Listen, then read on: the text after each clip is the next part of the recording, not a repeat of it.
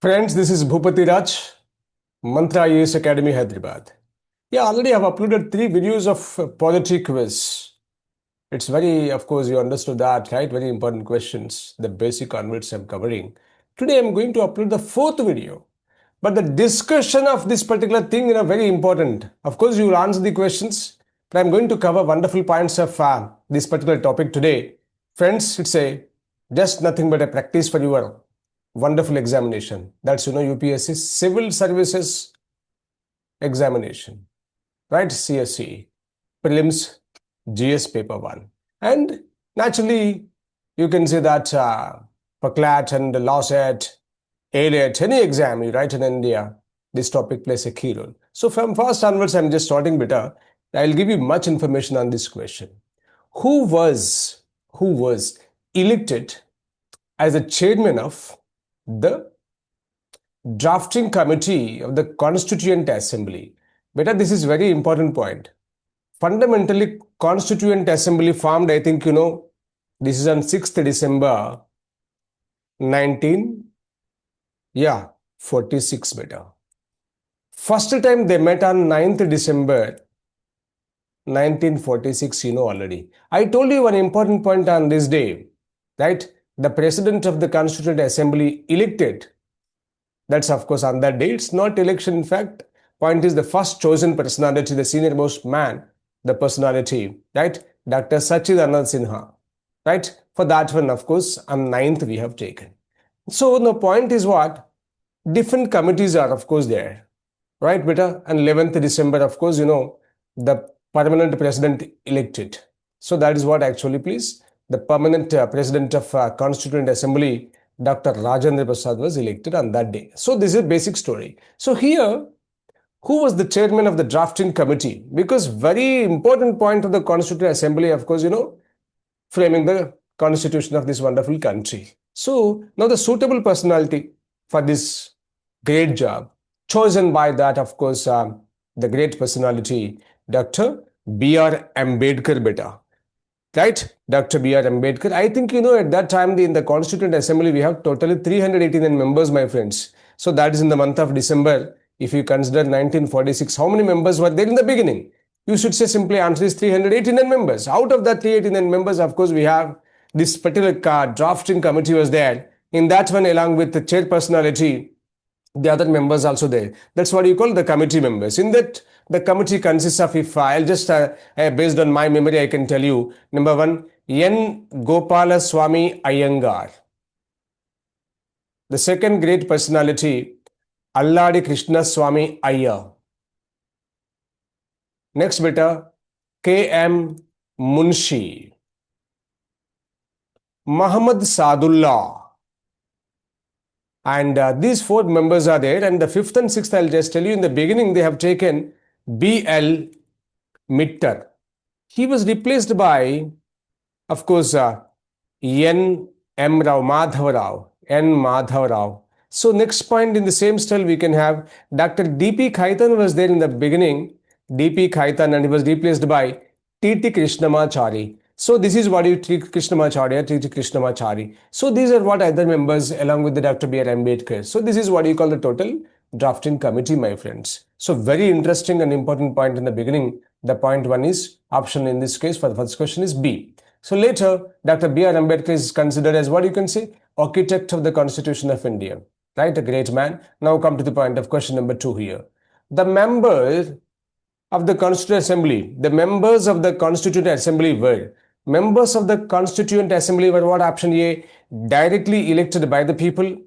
B, elected by provincial assemblies.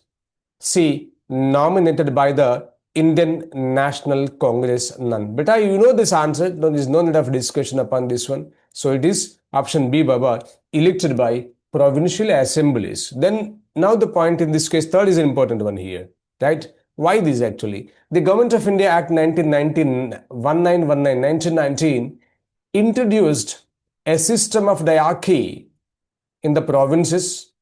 Then diarchy means what? Very important point.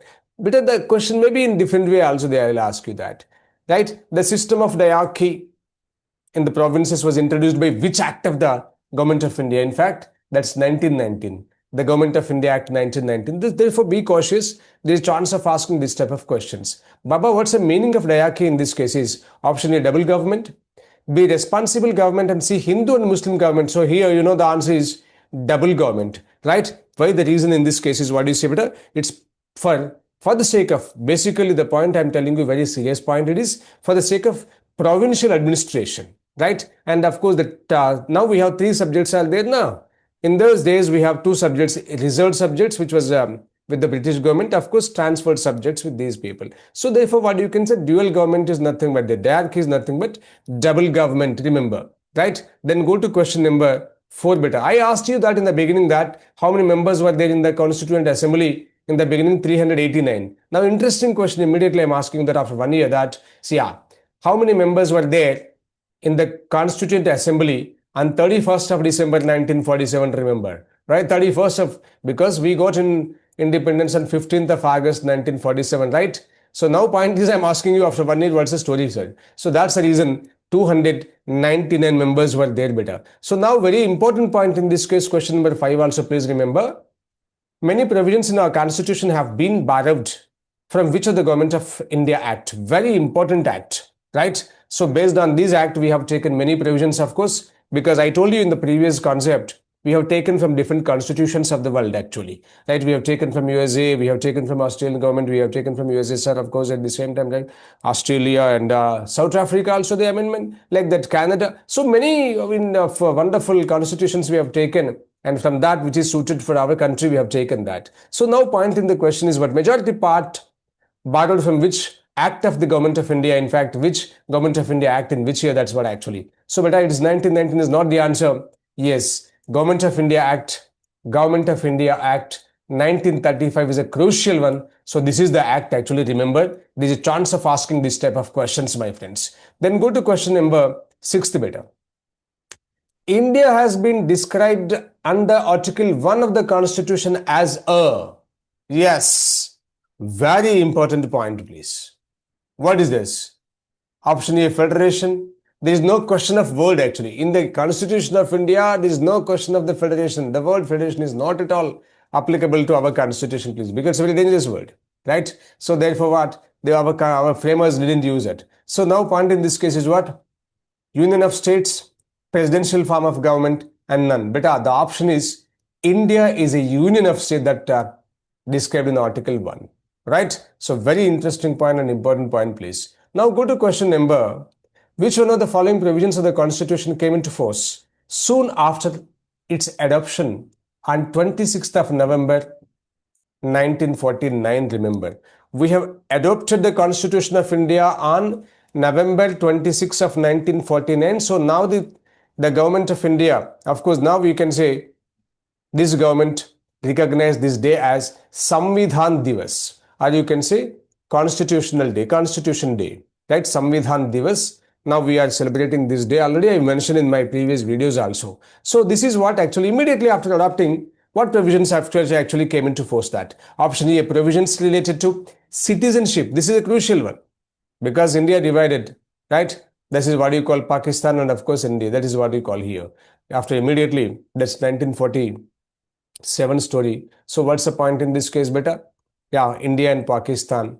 Right? At that time, the citizenship was the very crucial point. So that is what you say, please. That's the reason we have in the Constitution also very specifically mentioned that point, citizenship, right? Article 5 to 11, we have very important articles. Please go through that because there is a chance of asking the question from this also, please. So Citizenship Act, now we have so many amendments, of course we have, but I want to ask you in the beginning, 5 to 11, what are the provisions of that particular thing? Now come to the point, provisions related to citizenship.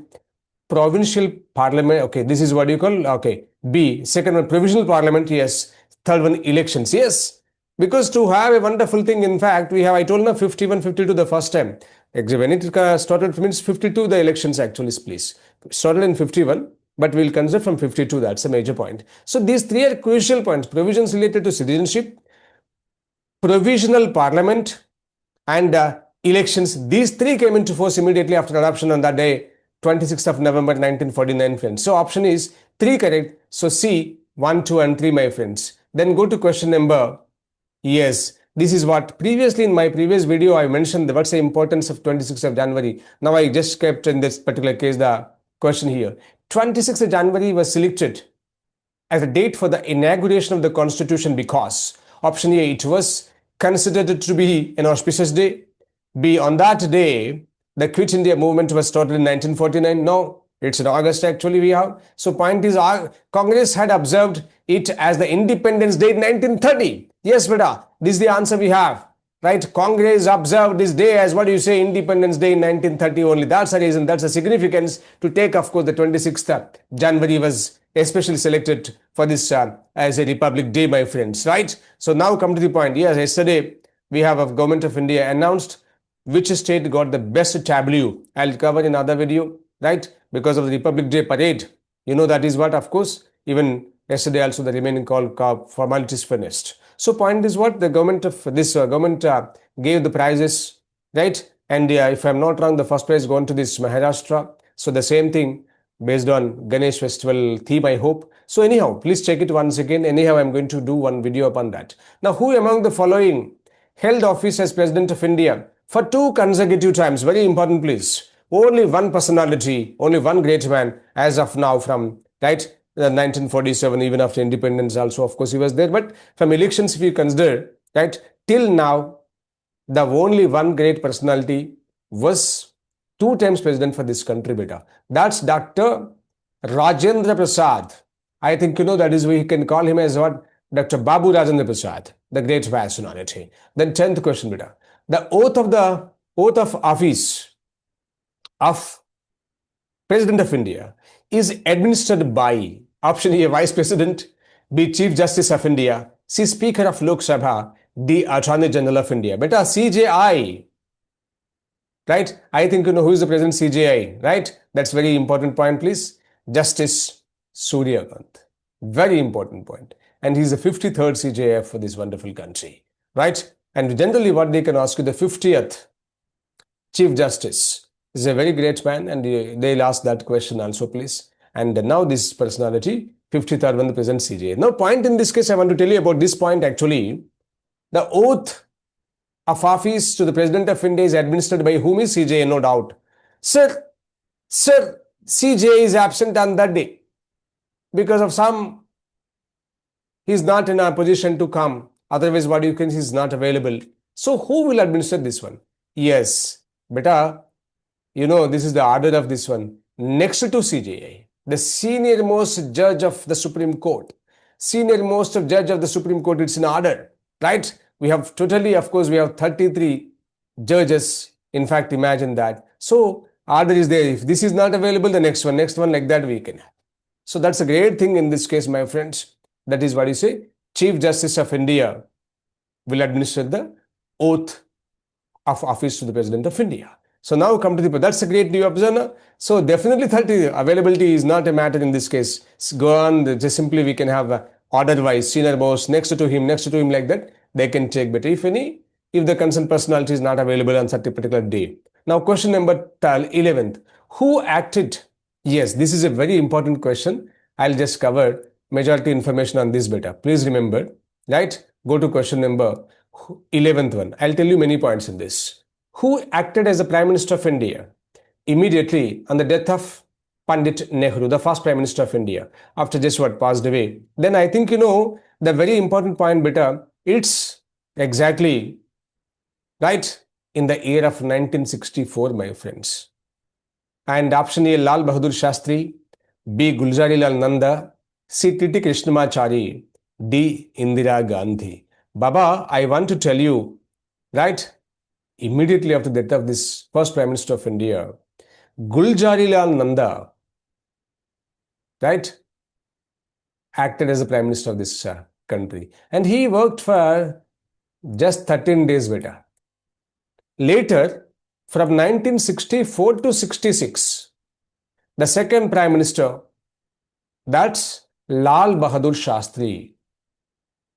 Lal Bahadur Shastri is the second Prime Minister of this country, and very unfortunate, the death of our great Prime Minister of this country, second Prime Minister, is mysterious. That's, you know, in a very unfortunate story.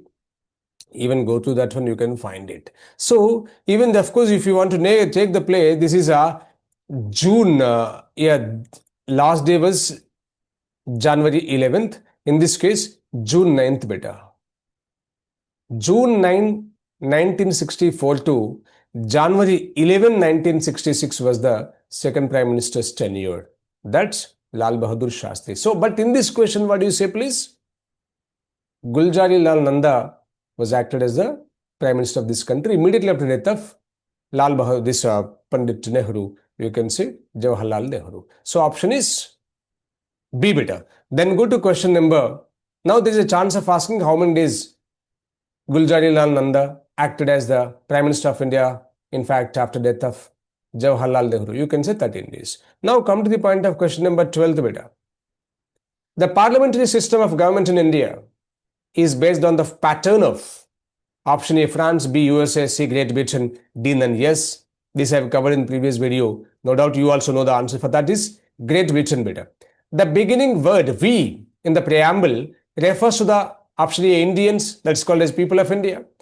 B, British rulers. C, members of the Constituent Assembly. None. Beta, we the people of India. No question of these British rulers or somebody. So option is Indians.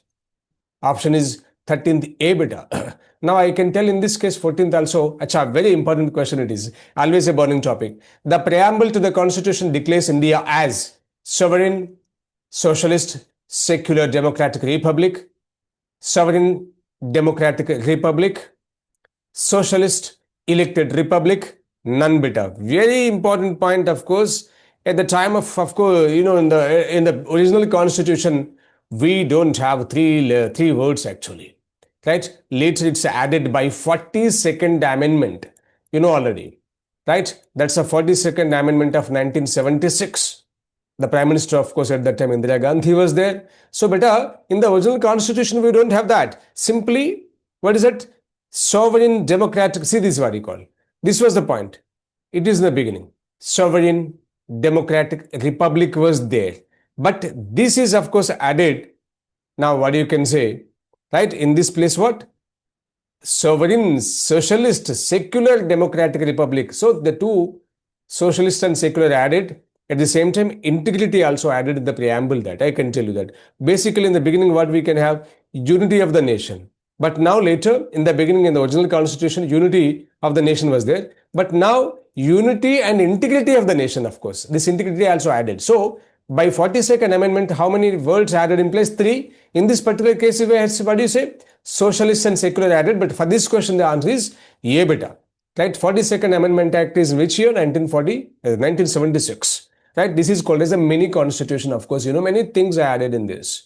So that's at the time Indira Gandhi was the Prime Minister. The question number 15, my friends. Fraternity. Yes, it is taken from the great, of course, the very important point. Even total world, this new word, of course, got from the French Revolution, right? Option A, frater. This is fatherly treatment, unity and integrity of the nation, spirit of brotherhood, D, farewell. So, beta, fraternity means spirit of brotherhood based on, right? France. Based on France. You can say French Revolution. Now come to the point here. The words socialist, secular were added by which amendment I mentioned there?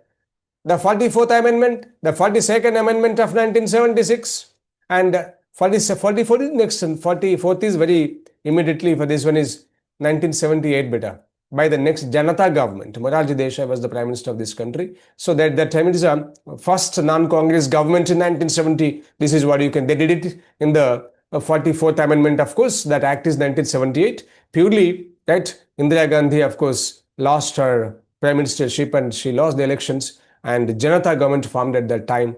That's a wonderful thing here. I think you know all the story of that. Now here, the words socialist, secular were added by which amendment?